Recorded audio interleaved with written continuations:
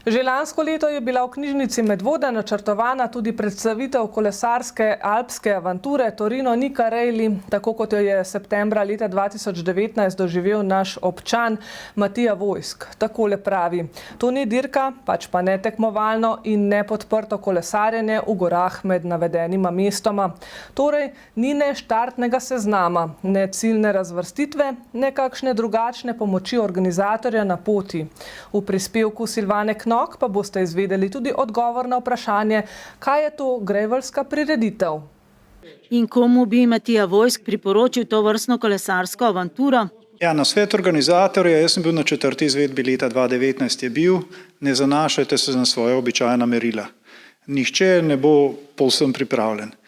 Magister menedžmenta, doslej član uprav številnih velikih podjetij, med drugim tudi Telekoma Slovenije, nosilec številnih funkcij, med drugim je bil tudi direktor Smučarske zveze Slovenije, član številnih nadzornih svetov in odborov, med drugim tudi nadzornega odbora občine Medvode, član organizacijskega odbora številnih velikih prireditev, naš občan Matija Vojsk, že sicer športnik po duši, je kolesu predan predvsem zadnjih 20 let. Nekoč tudi gorsko kolo, zdaj pa kombinacija cestno in pa kolo za brezpotja, makadam in tako dalje, kar je posebej v obdobju pandemije prišlo še kako prav. In medvoških cest, stezic in še česa, pa tudi še nekaj drugih občinskih po Sloveniji imam precej izvoženih. Kako je potem prišlo do tega, da ste se odločili prav za to ne tekmo? Ja, ta je pa slavna, ta je pa razvpita. Gorsko in cestno kolo je torej zamenjal za kolo, ki mu po angleško pravijo gravel, po naše pa makadamar. Je neke vrste križanec med cestnim in gorskim kolesom, inačice precej, industrija to spodbuja zato, da prodajo še eno vrsto koles, še en tip, ki ima pol veliko podtipov. Načeloma je pa tako, da zame je bistveno, da je prilagojeno oziroma da omogoča tudi pritrditev precej prtljage, kar pomeni, da lahko v tem primeru dober teden, sicer pa tudi po kakšen mesec prtljage vzameš seboj, pritrdiš na kolo in ima dovolj široke gume in geometrijo tako, da prenese nekaj več terena kot pa običajna cestna kolesa. Vse, kar vzameš s sabo na gravelsko prireditev, je lahko, majhno in drago. Ključavnica za njegovega makadamarja je tehtala na primer 22 gramov. Z Vojskom smo tokrat torej podoživeli, kar nekaj poslušalcev je prišlo na predstavitev kolesarsko avanturo Torino Nica Rally, kot jo je ta doživel septembra leta 2019 na njeni 4. ponovitvi. Ne gre za dirko. Temveč, kot se temu po slovensko reče, nepodprti avanturi potovanja po alpskih cestah, stezah in včasih še steze niso čisto bile od Torina do Nice, ampak to po prstanu gorskih grebenov, ki se začnejo pač v Piemontu, nadaljujejo po nekaj znanih poteh in klancih, kakršne poznajo tudi cestni kolesari, potem pa preidejo v manj znana področja in se spuščajo dol proti Azurni obali. Udeleženci od organizatorja prejmejo le opise ključnih točk trase, vsem drugem se morajo znajti sami. Na poti ni oznak, udeležencev nihče ne spremlja, ni merjanja časov, niti niso določeni postanki, ne prenočišča. Vse to je prepuščeno udeležencem samim, torej gre za športni in organizacijski izziv. Ta stvar je taka, da ni ne štartnega seznama, ne ciljne razvrstitve, nič.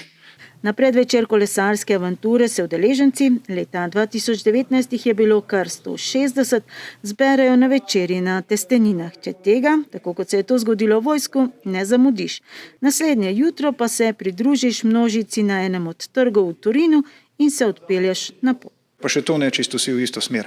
Imaš GPX sled na voljo, in potem ti tiste zadeve najdeš tam med tramvaji in mestnim prometom in čas traja, ko se odsučeš, se počasi vsi usmerijo v isto smer in gredo na ta prvi prelaz, ki sledi čez vzpon, sledi po 40 kilometrih. Dolžina poti je med 650 in 700 kilometri in zabeležiš med 17 in 20 tisoč višinskih metrov.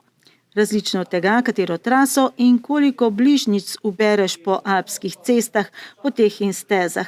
Skratka, v povprečju se giblješ tam na 2000 metrih višine, na kolesu pa 10 ur na dan. Je pa tudi res, da so možni odseki, ki ne samo da rineš ali pa nosiš navzgor, ampak tudi navzdol. Kar pomeni, da čas potem je zelo relativna kategorija. Najhitrejši sicer profesionalni kolesar je tokrat za avanturo porabil le 4 dni in pol. So pa tudi taki, ki uživajo na poti po 14 in več dni. Vojsk, dober teden. Zanj kolesarstvo ni šport enega proti drugemu, ampak doživetje enega z drugim. In zakaj kolesarstvo? Ker je potrebno za vzpon vložiti nekaj več truda in ker več lepega vidiš, saj prideš v istem času dlje kot peš. Mi smo zadnje 2 dni še podaljševali celo avanturo, ker ni šlo za hitrost in čas, temveč je šlo za to, da zadevo v polni meri užiješ, ker prav velikrat je ne boš. Za slikovito predstavitev avanture je uporabil predvsem svoje lastne fotografije, tiste, ki so mu uspele, in fotografije soudeležencev.